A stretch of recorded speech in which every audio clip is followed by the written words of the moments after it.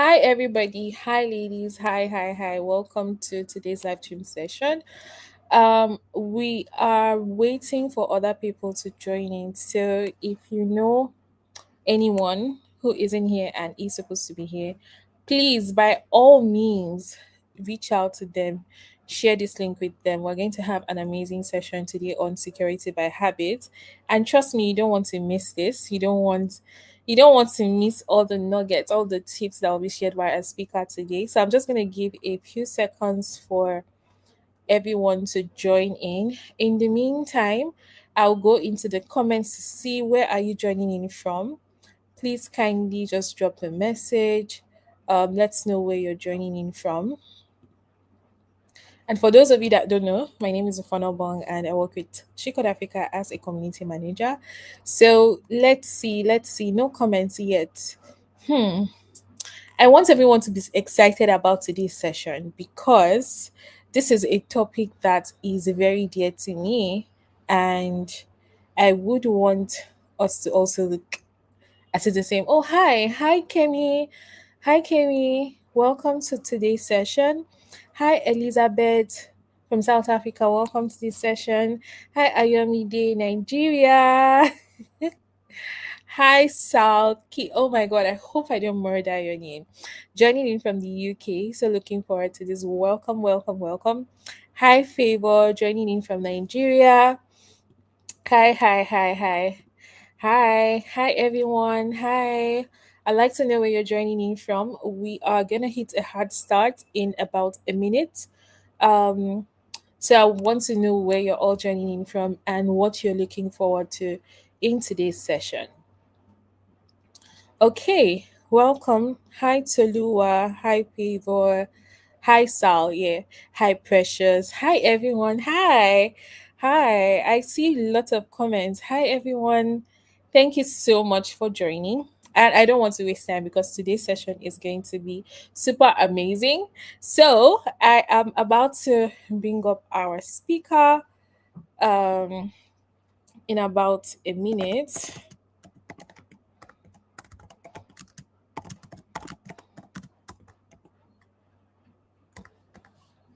Okay, so let me see if she's ready. Um, all right, ladies and gentlemen, drum roll, please. Let's welcome Ejiro. Hi Hi, guys. Ejiro. Hi, how are you Hi. doing today? Oh my God, you look I'm so good. Thank you. You're making me cry. Okay, Okay. all right, everyone. So we have Ejiro here, and she is going to be taking today's session. So I'm just gonna take a step back and allow her to do her thing. Okay, but in the meantime, if you have any questions for her, please drop them in the comments. We'll be taking it after this session. All right, over to you, dear. All right. Hello everybody.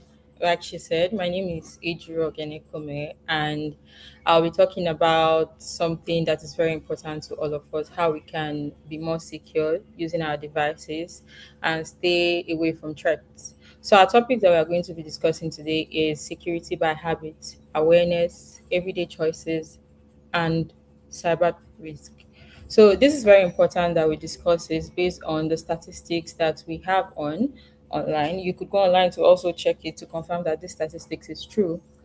The statistics shows that a lot of persons have been victims of cyber attacks, and we would not want more persons to become victims of these cyber attacks. So today we are going to be talking about some cyber threats that are going on, some habits that we have that makes us vulnerable to this threat, and some best practices, that is things that we are going to do in order for us to be able to avoid being victims on cyber threats. But for us to start, I would like us to talk about the stats that I initially mentioned that is going to make this a very important topic for us to talk about. First of all, you can see my slides, right? I guess. So I have four stats that are going to tell us what has happened in the past, people that have become victims to cyber threats, to show how important it is for us to consider our topic today. One says in 2024 alone, about 1.73 billion personal records were exposed in data breaches, which was about 312% increase compared to 2023. That's a whole lot of number.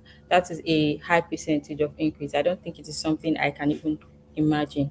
And also, study shows that around 80% of data breach involves human error.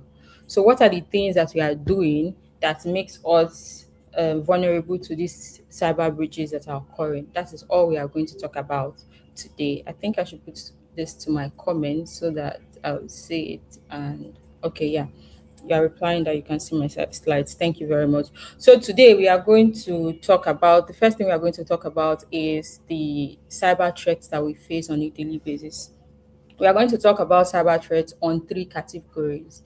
And the first category we are going to talk about is threats that are targeted towards people, you and I, individuals like us directly. And this is something that we call social engineering. We also have threats that are targeted at systems, that is to your computers, to your devices, and whatever you are using. We also have threats that are targeted at on our networks. If you are connected to a Wi-Fi, there's a chance that you could be a victim of an attack. So we are going to discuss this threat, and when we discuss this threat, we are going to know best practices and ways in order for us to be able to be safe, even if we have to use this method. I mean, we are humans, so there's no way we can stop people from trying to communicate with us. But sharpening our eyes and trying to like understand the schemes of threat actors will help us to avoid the threats. Also on our systems, we can't stop using devices because cyber attackers can attack us through those systems. We rather learn about these attacks that the cyber attackers use and look for best practices for us to avoid them us being victims of this attack. And also we talk about the threats that are targeted to our networks. Of course, we must connect to networks in order for us to be able to access the internet. So these are what we are going to discuss and understand this. So for threats that are targeted at you and I, that is people, it is generally called social engineering. And for social engineering, we have different types. We have three specific types that I have on my list here, which is email phishing, vishing, and smishing. That encompasses the whole idea of that encompasses the whole idea of phishing generally. But phishing could come as a result of as a form of email, could come through phishing, that is a voice call. Somebody could try to scam you through voice calls, through your emails, and also through regular SMS. So the idea of phishing generally means someone trying to impersonate an organization or an individual that you know. For example, I would give a general example that we know. I bank with some certain banks. Hi, I can see your comment. So I bank with a bank. Let's say I bank with OP, and they know a lot of persons bank with OP. Some threat actors will want to impersonate these banks, other popular banks, maybe OPay, maybe Zenith Bank, maybe any other popular banks that we know, in order for them to get our information from this bank. And somehow, some persons fall victims to this. And the reason why people fall victims to this are certain tools that are involved that they use in this form of attack. Firstly, for social engineering, people try to use fear. People also try to use trust, and people also try to use urgency in order for us to be deceived into accepting the fact that they are popular organizations or individuals that we know when truly they are not. I will show you an example of what email phishing looks like so that we can consider these factors that I just mentioned. Bear in mind, I said fear, urgency, and also trust. So this image I have here talks about email phishing. That is people or organization threat actors trying to impersonate popular organizations or individuals and trying to make us trust them and give us information that they need in order for them to either hack our systems or put some certain kind of malwares into our devices. The idea of malware, we're also going to discuss that eventually. But I don't know if you can see my screen. I have two images here. And the first one, both images are from your email. This is generally how your email is going to look like if you receive an email. So the first one is you receive an email and it says your password will expire in 1 day, and it comes from a popular source, let's say a university, let's say the University of Lagos. And it says, "Dear network user, this email is meant to inform you that your my university network password will expire in 24 hours. Please follow the link below to update your password." And the link is here below, myuniversity.edu. And all of that. That's what the link says, and that's what the email says. So if we go by what I said, some tools that these threat actors use in terms of phishing to try to deceive us, on this particular first email, we have a date, 1 day. They are telling us that our portal might be closed. That's what they said, yeah. Our login, our password might expire, and we need to like log in again to create another password.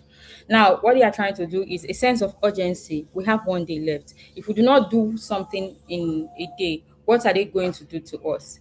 Possibly we start considering, oh my God, I have to do this, especially if you're a student in the university. I have to do this. I do not want to lose my admission. I do not want to not be able to access my portals anymore. I do not want to be able to do a lot of things. So you might fall prey to this because, first of all, you think that they are a reliable source, they are actually your university, and you see the limited time you have to actually even think about what is happening. You have 1 day, which is barely 24 hours. So you want to rush to get that done so that you will not have any difficulty as you go on in your school, or maybe access your portal in terms of you going to school. That is one way that these threat actors could try to attack us by phishing, by email phishing. This comes if we do not think, if we do not consider what is happening, if we do not try to go through to verify if this is actually true, and you click this link, it might introduce some things into your system, or you might give them your details, your password. They will know your idea of what you can use as password and use it to try other of your platforms. That is one way. Now, the second image I have here, that one already has things circled out. So this email, I'm not sure where it's coming from, but it says, "Hello user, we received your instruction to delete your account. We will process your request within 24 hours. All features associated with your account will be lost. To retain your account, kindly cancel request to continue using our services." Then there's a link also under that you'd use to cancel the request. Now, those things that are listed on there shows you the skills that they are trying to use to deceive the person that is the receiver of this email, that they are the legit organization that is sending an email. First of all, they use fear. They said all the features of your account will be lost. Of course, let's say they are talking. If you are using an iPhone, let's say that it's you. They are trying to impersonate the iCloud, and you got an email that, oh, everything you store on your iCloud will be lost. You would want to try to rectify that problem immediately, and that is where the fear comes in. That do not even give you time to think, and also the urgency that we mentioned as a tool that these threat actors use in terms of social engineering. 24 hours is listed there.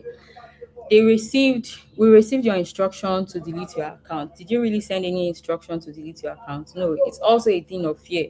And you'll be very curious to want to see what is really happening. Did I try to delete my account in some one way or another?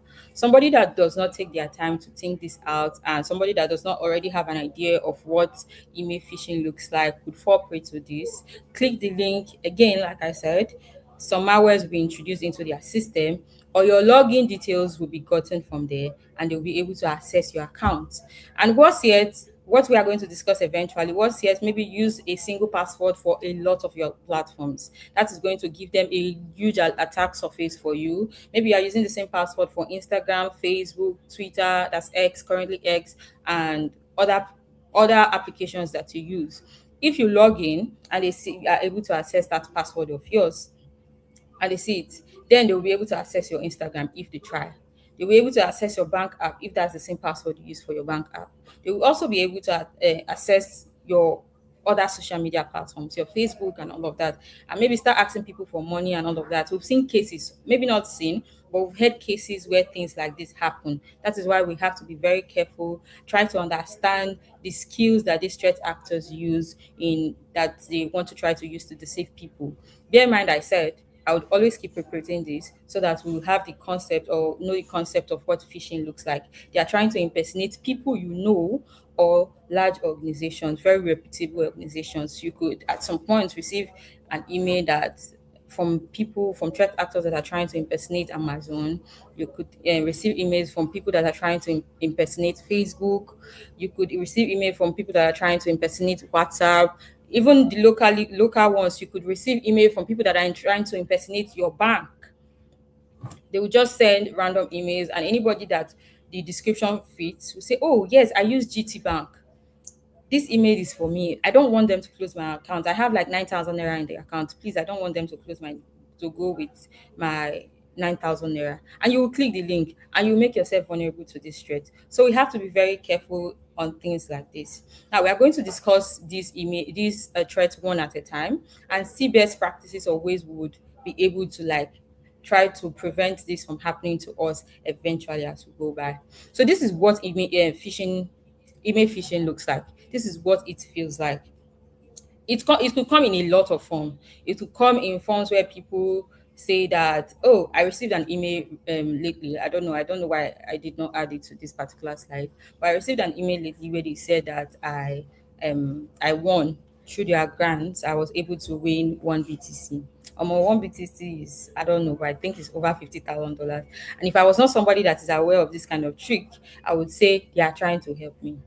Oh, I want one BTC. Oh yeah, let me click the link and see what they have to give to me. Collect one BTC, my life has changed and everything would be good. I'll think of the car I want to buy. But that is me falling for threat actors.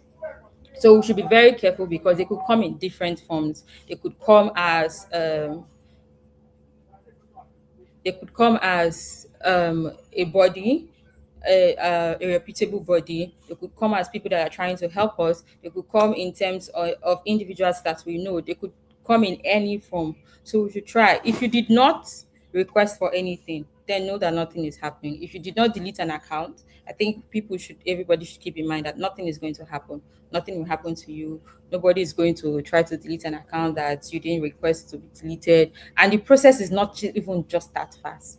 It does not take 24 hours for all of these things to happen. So one thing we should always keep in mind about identifying phishing emails is how urgent they want things to be done.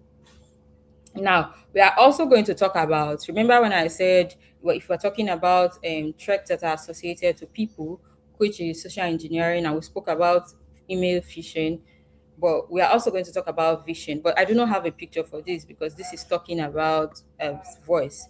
People calling you on your phone, trying to impersonate, and again, impersonating anybody. They could try to impersonate your family members. They could try to impersonate the bank, you know. And genuinely, I feel that this type of attacks, this particular type of vision attack, is closely related to you, and it is done by people that know you, people that know you, because they would have some details about you that they want to share with you so that they will be able to like convince you that, oh, they are really genuine and legit people for you to give them the details they need. For example, I know that a lot of persons have received calls that, okay, we saw that you're trying to make a transaction online and the transaction failed. Would you like us to help you with the transaction? If you'd like us to help you with the transaction, please give us the four digits of your ATM, the PIN of your ATM card. Give us the four last digits and give us your CVC. If you give them all of that, that means you've given them everything that almost everything that is connected to your account, and maybe they'll be able to navigate their way through other things. And before you start seeing if you start seeing debit alert and there's nothing you could do at that point, the only thing you could do is maybe call the bank, and it will be too late. You would have lost money. You would have lost a lot of things in the process of you giving that details to these persons. Aside that, they might not even want your details. I know of a case where my friend was called and she was told that, oh, your auntie fire born and maybe her husband. Okay, what is going to happen right now is that you send money so that they will start treating her. My friend had to like calm down. I don't know how things like that work genuinely because that would not work on me. I don't have any auntie that fire was born. And even if that's the case, I would definitely know my auntie's husband and all of that kind of thing. But maybe that works for some people because if it does not work, they would not still be trying it as all this while, because I think that happened last year to my friend. Those things happen, and that is an example of phishing. That is an example of threat actors trying to exploit you and get maybe money information from you at that particular point. And we also have smishing. Smishing is like email phishing, but this time they are sending you the messages through SMS. If they have your number and they are able to send you SMS, they will send you this SMS and act like they are a particular company, they are a particular body, maybe they are your friends and all of that. They'll send you this SMS. And if you are not careful, you would fall for it. I don't know if you can see the very first image that has three phone screens on it, but I hope you can see the second one that it says from UPS, it says tracking number. There's a number there. Our drivers can't find your address and your package is still pending and our driver will deliver tomorrow. Please provide your complete address at. They dropped a link that they would expect you to click. And if you click that link, you go to get to find out that they would want you to maybe log in, give your login details, and some other details that are personal to you. That is just you that is supposed to know it. You give it to them, and they would visibly be seeing it and take it into account and start trying it out on maybe other of your platforms that they would use to hack you and get into your systems or whichever of your system that they are trying to get. So we should be very careful with this kind of things, especially because like the first statistics I gave, human errors are 80% of the causes of cyber attacks or breaches that happen. So it is very impossible for humans not to be deceived. It is very impossible. The best thing we could do right now is try to create awareness to people, try to see how we can prevent this from happening, try to make people aware and know what to do, what not to do, how to detect these things, and all of that kind of information. Because humans are not going to go away. Humans are not going to stop being deceived at any point in time. But if it's possible for us to reduce the number of persons that get deceived and get exploited, it will be a very fantastic call for us to have. Now we are going to go to the second category of the kind of threats that we are able to fix. And these threats are threats that are targeted at systems. If you have any question concerning what we are discussing right now, you could ask, you could go ahead to ask. I'll be checking the comments for some time and I would answer any question if that you have. So now we are going to be talking about threats that are targeted at your system. That is your computers, your software on your computers, and a lot of that, your phones and all of that. Now, these threats that are targeted at your systems, they are called malwares. And malware is just a broad term that we use for these different kind of threats, these different kind of softwares or programs that are malicious programs that are put into your computer to try to do some things. It could be an idea to try to spy you, to see what you are doing, to read your charts and all of that. It could be that they want to get whatever. It could be like they want to take away your system or let you not be able to access your system. It could be any reason that they are trying to impute this malicious program on your system. You will not be able to access your system. They will be spying on you, getting information about you. If you have company documents on your system, they will be able to access these, and all of that could put you at risk. I'm not sure that anybody wants to give their systems, their computers, their device to anybody at every given point of their life so that the person will be tracking them, all their chats, their conversations, their calls. Some other person somewhere will be listening to it. It's not something that I feel like anybody would really want to happen to them. So right here, we are going to be talking about this type of threats, and generally they are called malwares. Now, the three types that I have listed here, they are viruses, which is a very common term for all of us. There are also worms and there are also trojans. So what do these terms mean? I know very well that at least from where I live in Nigeria, virus is a very broad term if you want to talk about malware infestation on your system. Oh, this person laptop, virus dey inside this person laptop. This person's phone, there's virus on this person's phone. There's this on that on whatever system you are using. That is how common virus is. And truly, it is very common because a lot of persons do not take precautions on the kind of software they download, where they download it from, and some of this software comes with malicious code that would cause any of these threats on our system. So what are viruses? Viruses, a computer virus is a malicious program that attaches itself to a legitimate file or software, and when the infected program runs, the virus spreads across files on your system. It spread across, and whatever implementation that the program has, the malicious program has, that is what it will do. If the person wants to be able to remotely control your system, they can do that. If the person also wants to just spy on your system and let you do whatever you are doing, but they just want to keep checking up on you and see whatever you are doing, they can do that. Whatever idea comes to the person's mind, as long as the virus, the malicious code is already on your system and you've been able to run it, then they'll be able to do anything they want to do. And we also have worms. So a computer worm is also similar to a virus. I mean, it is the same thing as a virus, but the only difference between a computer worm is that for viruses, you have to run them for them to replicate themselves and spread across your system. But for worms, that's not the case. It just replicates itself. It just goes about. It just spreads across your system so much that there's nothing you can do about it. Maybe eventually, when you find out about it, you are able to detect that okay, something is wrong somewhere in my system. I think I've installed one malware, and you know the type of malware you install. That is when you'll be able to like come to a conclusion and figure out a way to get this out of your system. And that's definitely done by a lot of professionals, not just anybody. That's what worms are, and that's what viruses are. So the two are kind of similar, but one, which is the worm, it replicates itself even without you running it. It spreads across your system even without you running it. But the virus is just there. The moment you run it, you run the maybe the application it is attached to. That is when it can start replicating itself. So you see how dangerous these things are. And we also have a Trojan. I feel like a Trojan is also the same thing. It's also a malicious code, but the way it comes like something that is helping you.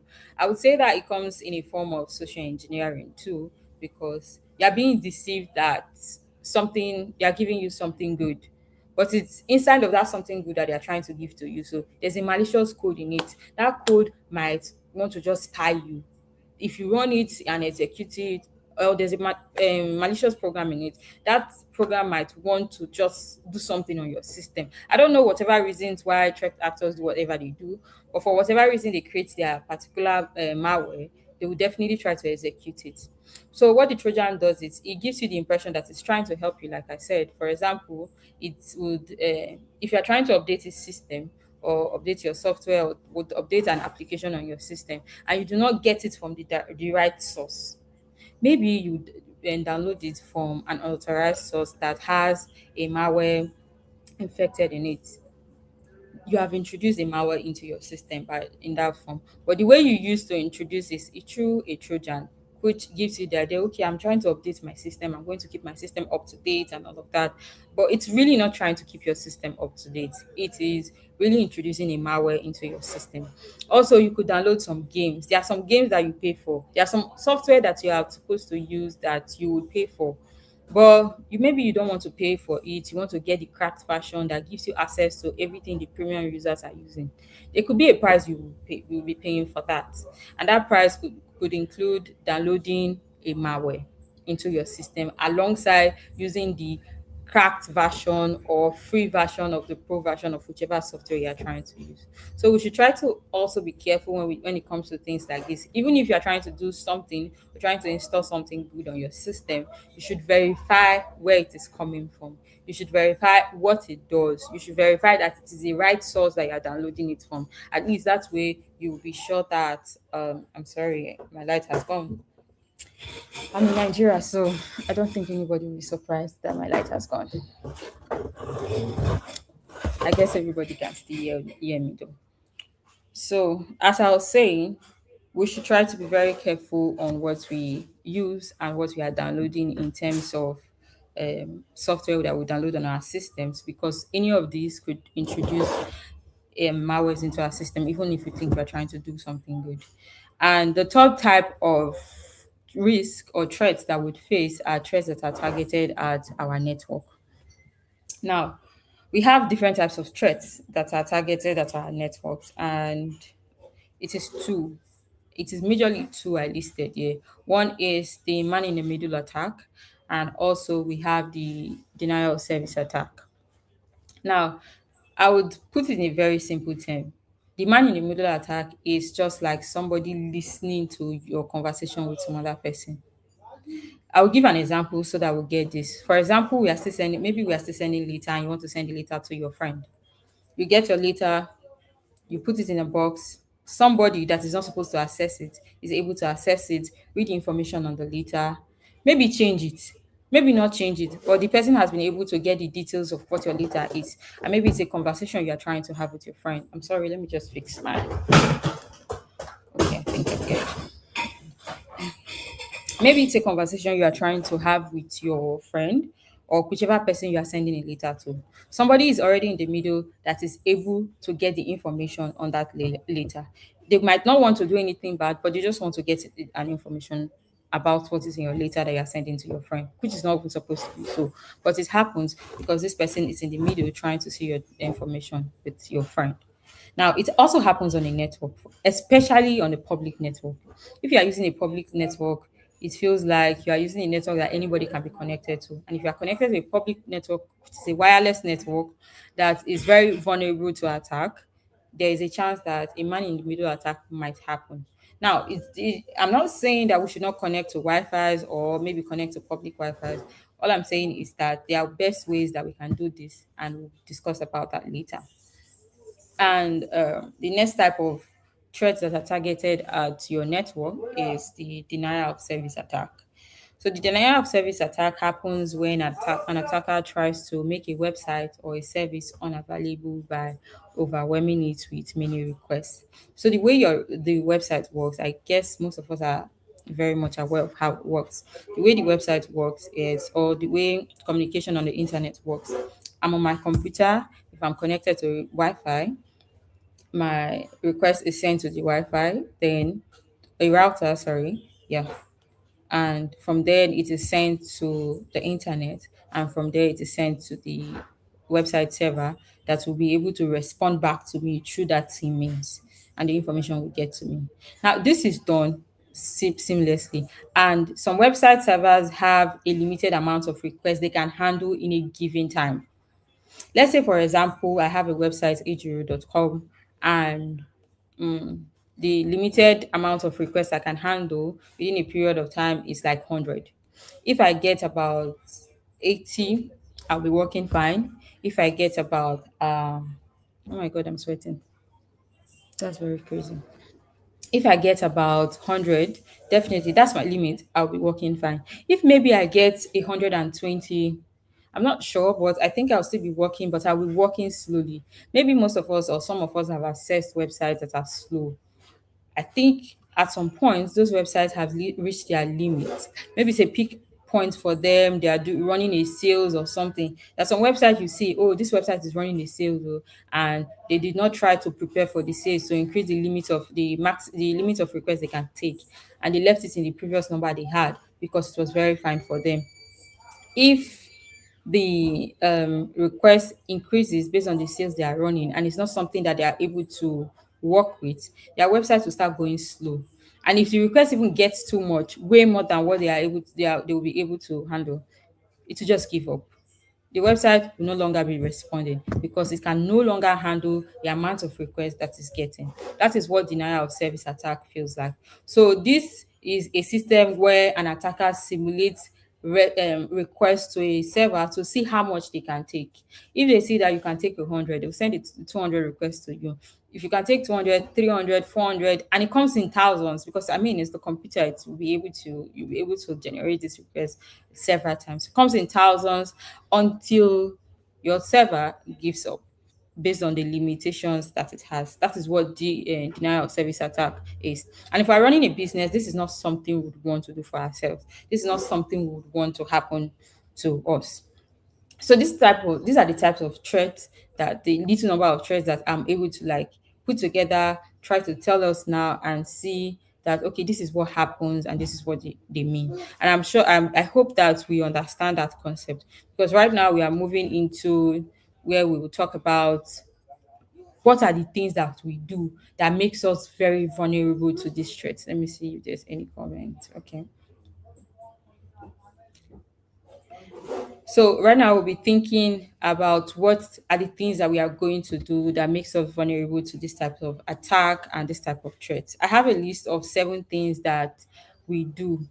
It is very common to almost everybody, to everybody, I guess, I think including me, that things that we do that makes us unsafe and makes us very vulnerable to this type of threat. Now, one of the thing is, like I said about public Wi-Fi, is usage of public Wi-Fi. Number two is ignoring software updates. And number three is weak and reuse password. This causes a brute force attack, which is either a dictionary attack or a password spraying. And also oversharing online slash social media. I feel like I fall under that category because I interact a lot online, and maybe I must have shared information about myself that I have used to maybe log in or do some things. And also clicking links without verifying them, not using multi-factor authentication, and downloading files or applications from untrusted sources. I feel like based on what we've talked about this a little bit, but I mean, I'm going to go over them again briefly so that we'll get the concept correctly.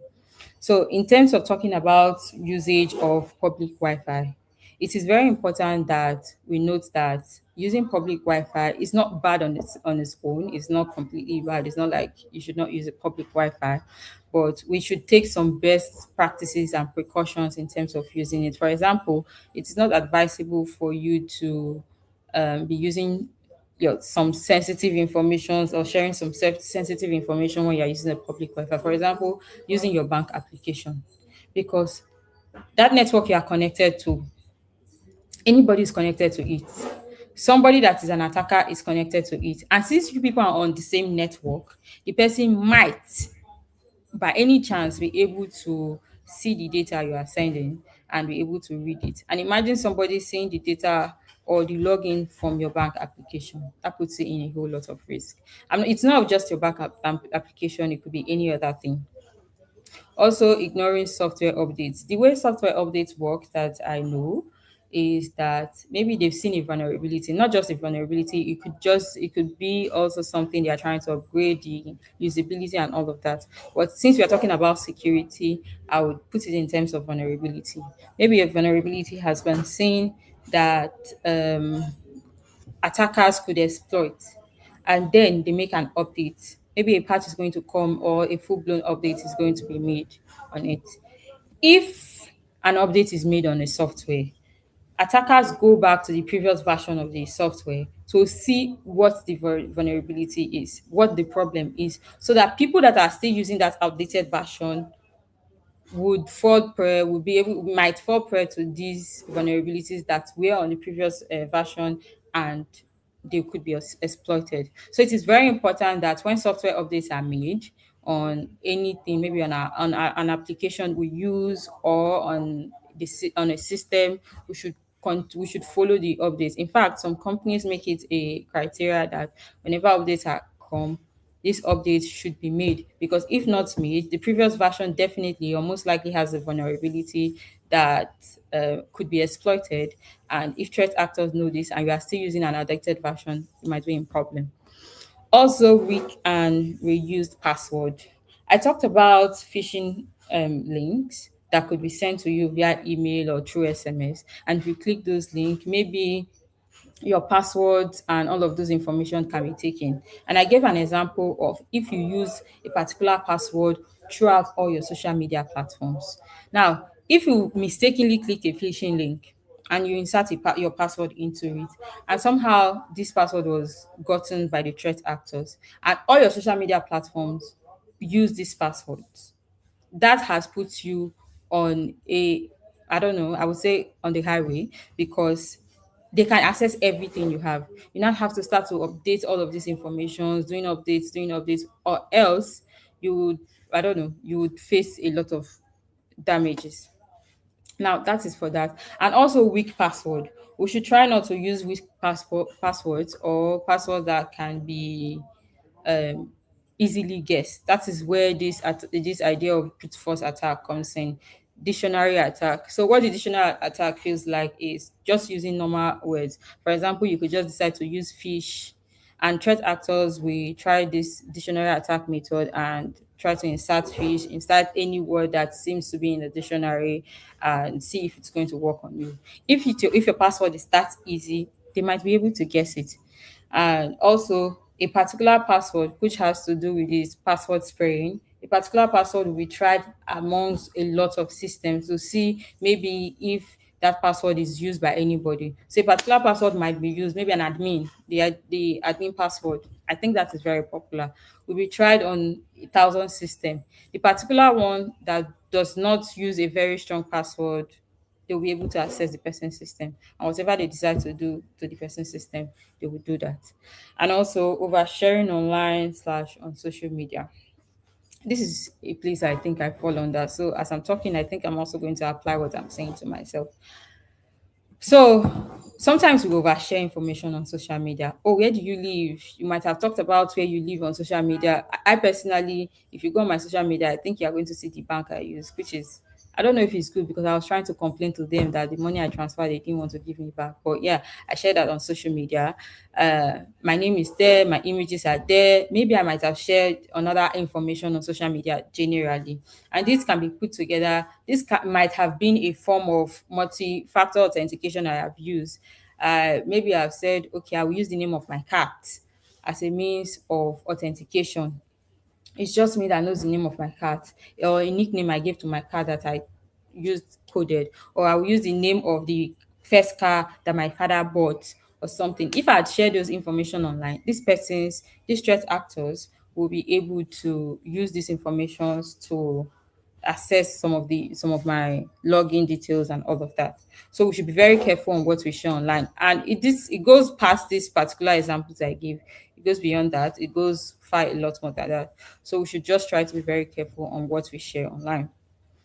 And also, one strong thing we do that is very unsafe is not using multiple factor authentication. It could just be two-factor authentication, or it could be multiple factor authentication. Not putting that into consideration will put us in great risk. I know it is very difficult. If you are going to think about it, it is very difficult for us to have a login and also use our fingerprint at the same time. The stress is too much, especially if it is something that we use a lot of time. Or maybe look for a token and also have a passport to your bank app. If you think about the stress, you might not want to do that. But it's very necessary that we have multi-factor authentications to things we do, because if we do not, if you have just a single factor authentication to maybe your login and all of that, it will be easy to access. If it is broken, there's no other thing that is saving you. But at least if you have like two or three, it becomes multi-factor and it will be very difficult to break into your system. And also downloading files or application from untrusted sources. There are some applications that are not on verified platform like Apple Store, and also Play Store for Android devices. I don't think it is we should download such software because they do not pass the test. They do not pass some tests that will make them trustworthy.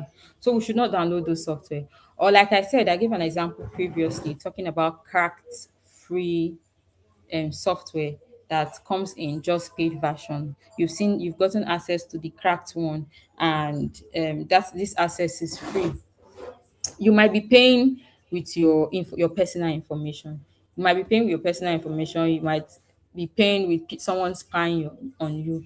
So it is highly discouraged that we download applications or software from untrusted sources, because that could put us at risk.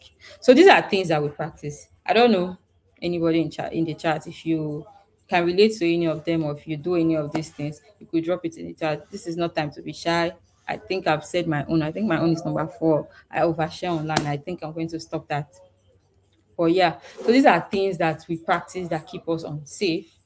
And now we are going to talk about things that we need to do that puts us in a better position, that will keep us safer. We've talked about the threats that we might face, which includes social engineering, which also includes threats that are targeted at our devices, our systems, which are malwares, and also threats that are targeted at our networks. Now, we are going to talk about things we can do to help us be safe.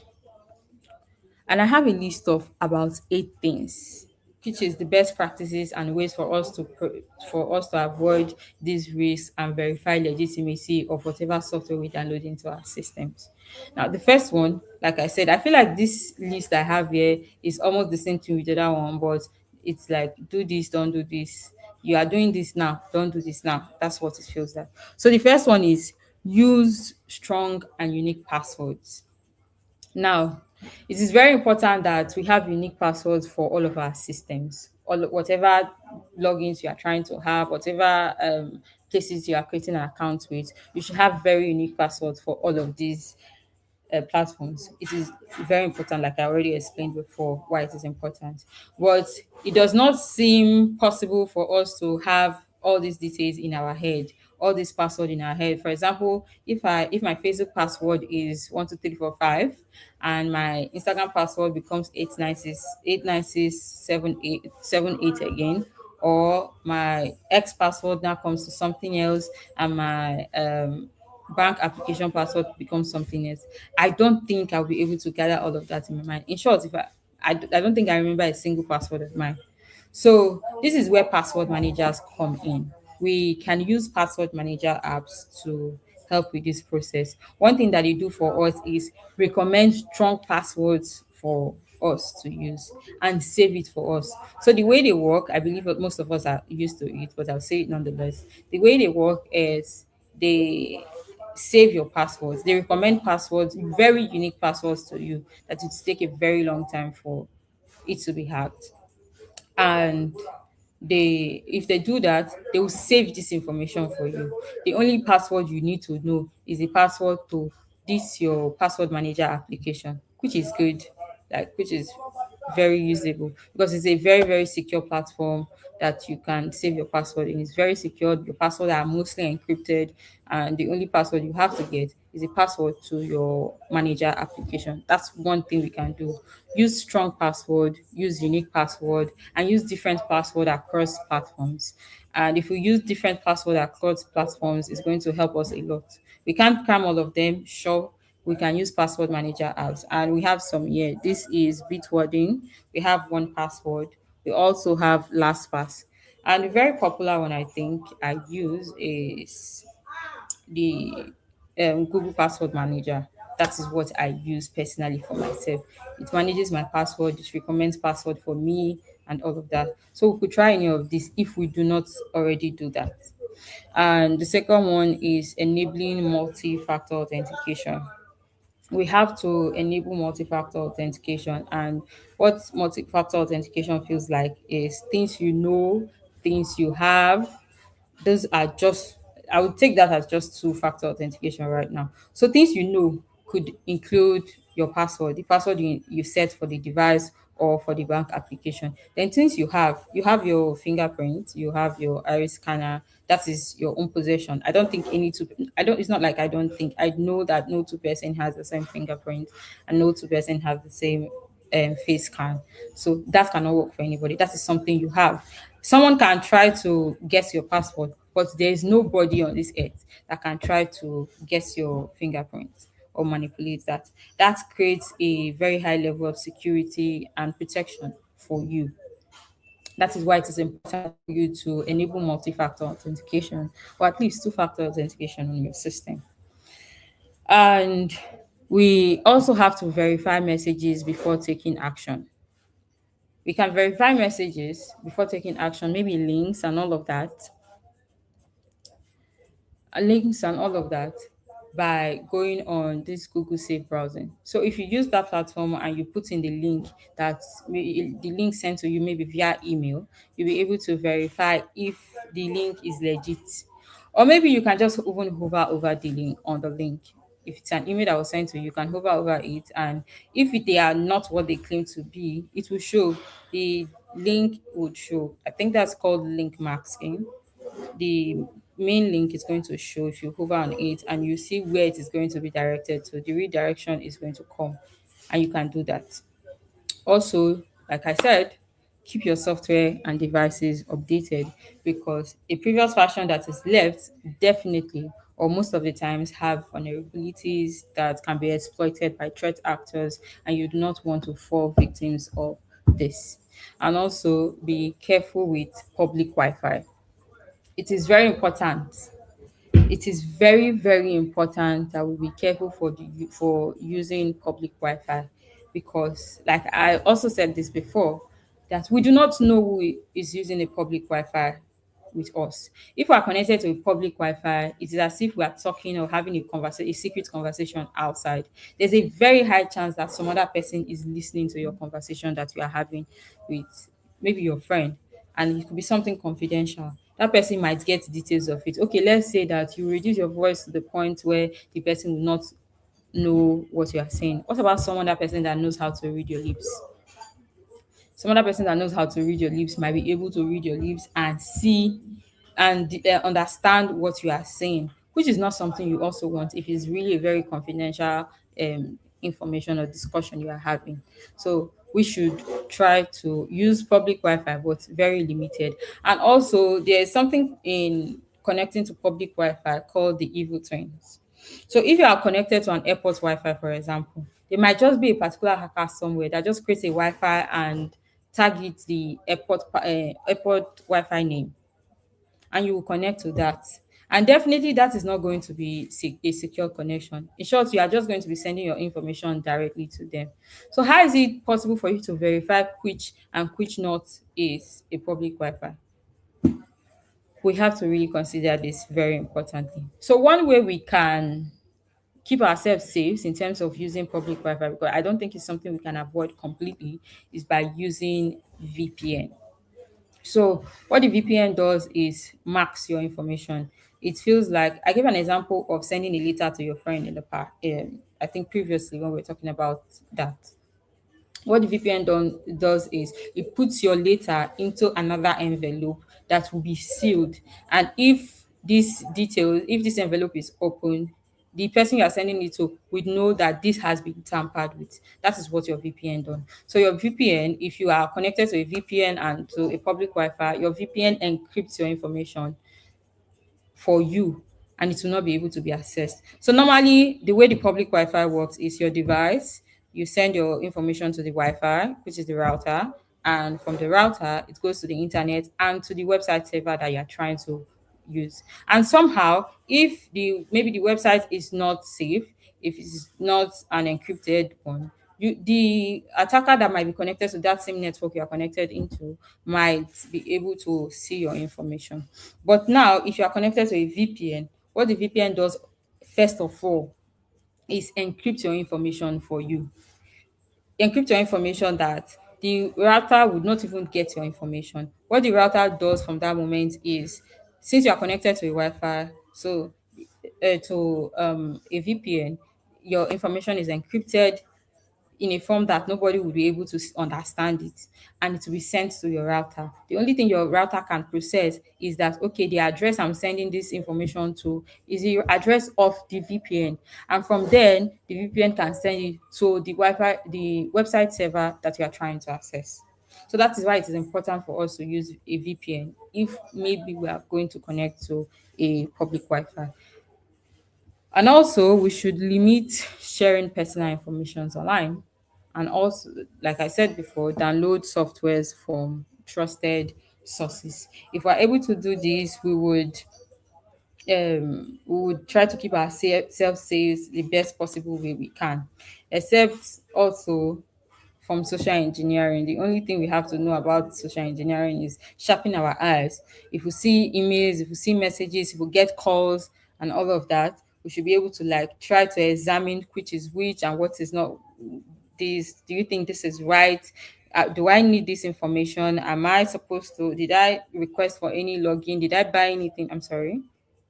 Can my slide be shared again? I don't know. I think it just went out. Oh, thank you.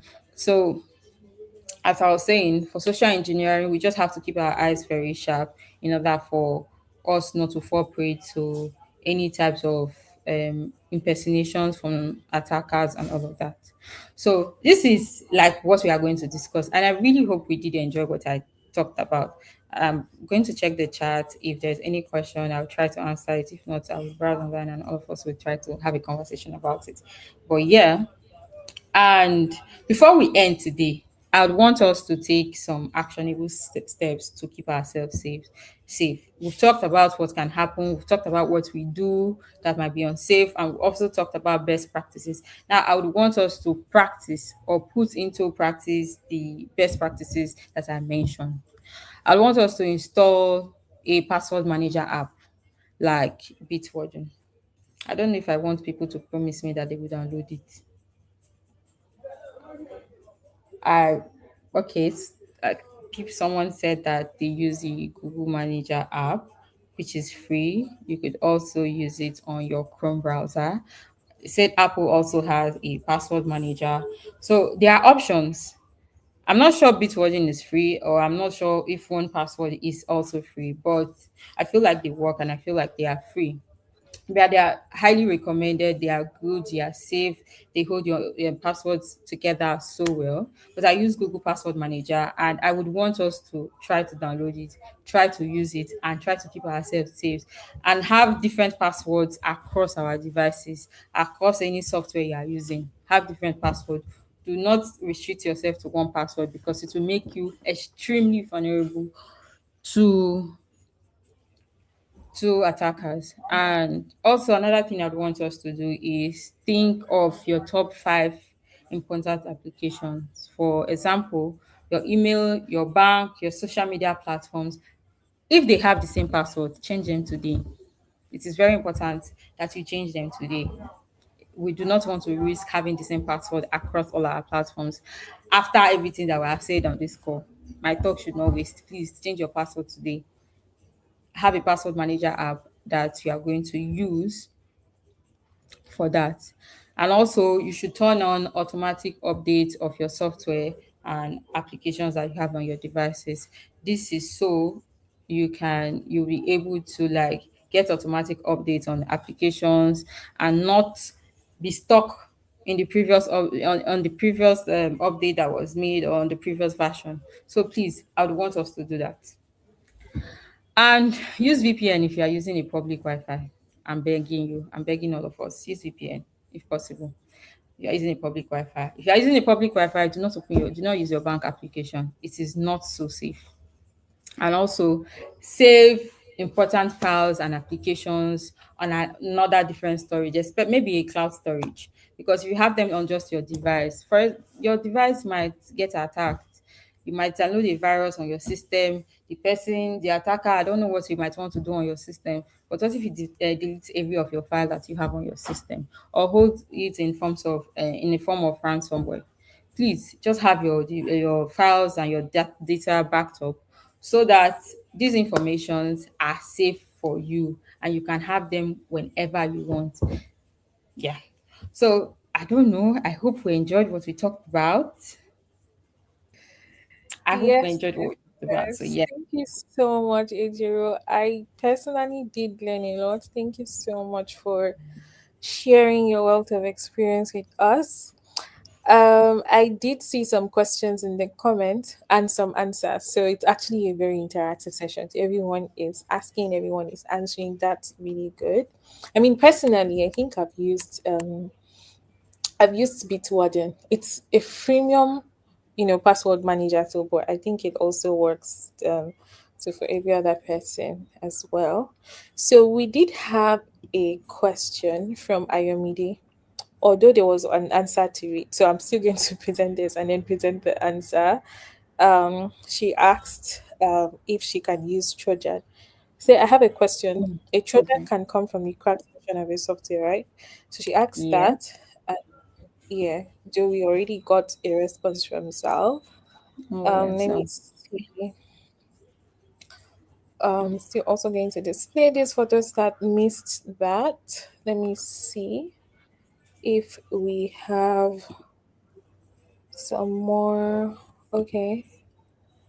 So I use Google Password Manager. Apple password.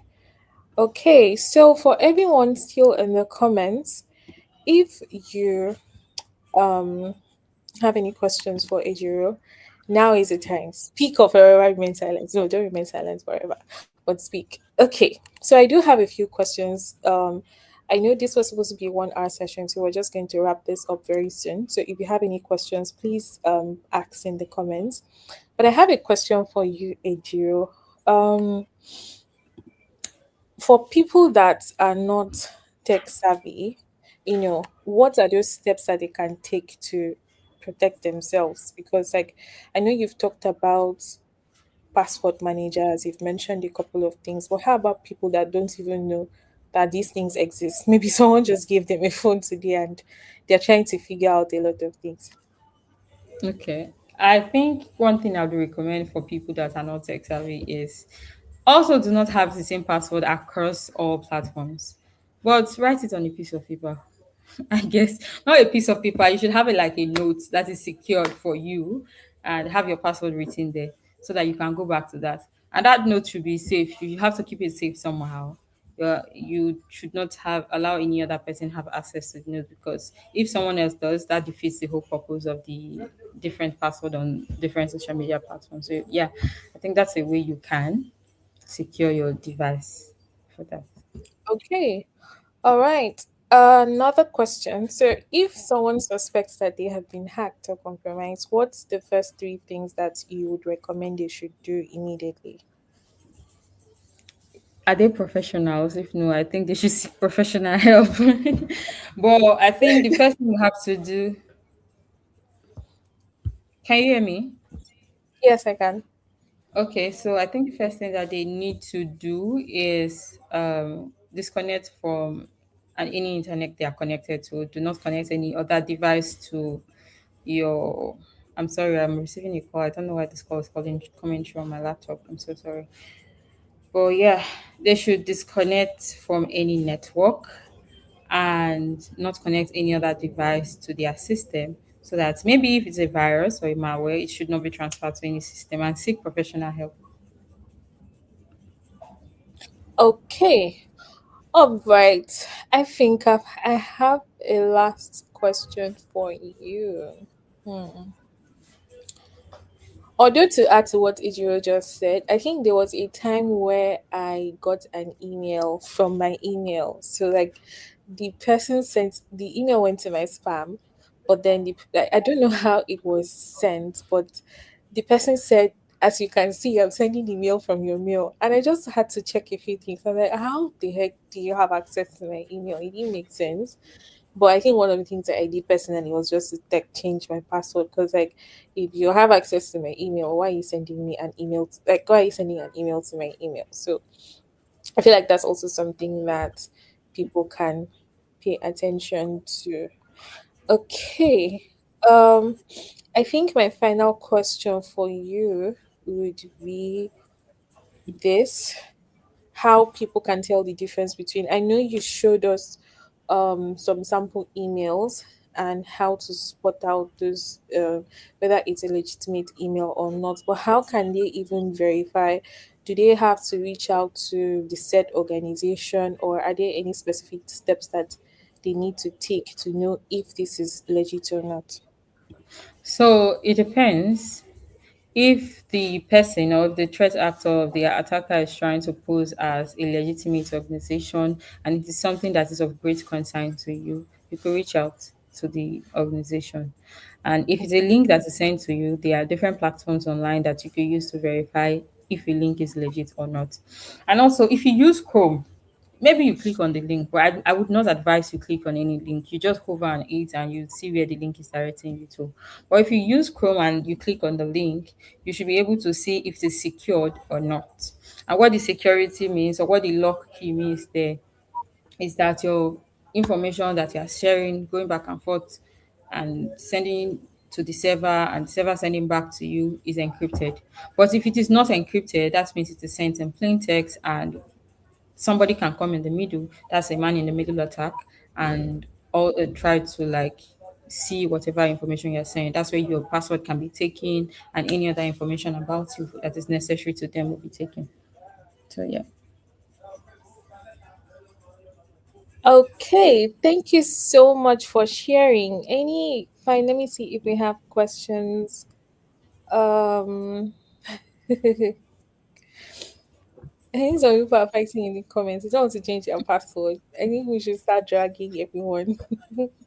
Okay, all right. Thank you so much for sharing. This was a very insightful session. For every other person watching, do you have any final words or final takeaway for them?